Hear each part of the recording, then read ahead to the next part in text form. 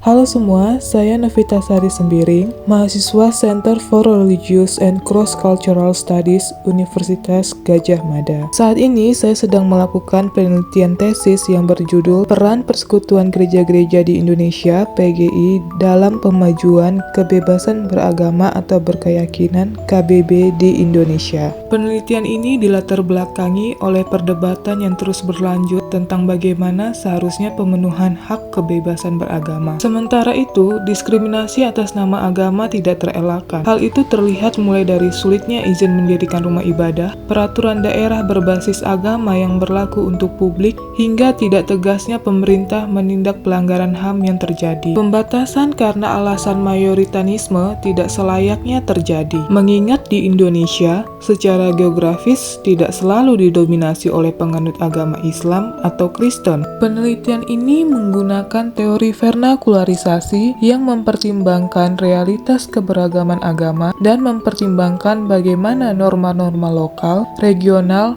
nasional, hingga global berinteraksi satu dengan yang lainnya. Dalam pendekatan vernakularisasi, aktor menjadi subjek yang penting. PGI dapat dipahami sebagai aktor yang menjembatani antara norma universal KBB dengan realitas sosial politik di Indonesia. PGI memiliki kapasitas untuk menyerap, menafsirkan, sekaligus menegosiasikan wacana KBB yang dapat beredar di ranah teologis maupun kebijakan. Penelitian ini dilakukan di kantor PGI Jalan Salemba Raya nomor 10 Jakarta Pusat. Penelitian ini menggunakan metode studi literatur dan wawancara. Hal itu dilakukan karena penelitian ini tidak semata-mata bertujuan untuk mengkaji posisi normatif PGI sebagaimana yang tertuang dalam dokumen-dokumen resminya, melainkan juga menelusuri bagaimana posisi tersebut dimaknai, dipertimbangkan, dan dijalankan oleh aktor-aktor kunci di dalam PGI. Signifikansi penelitian ini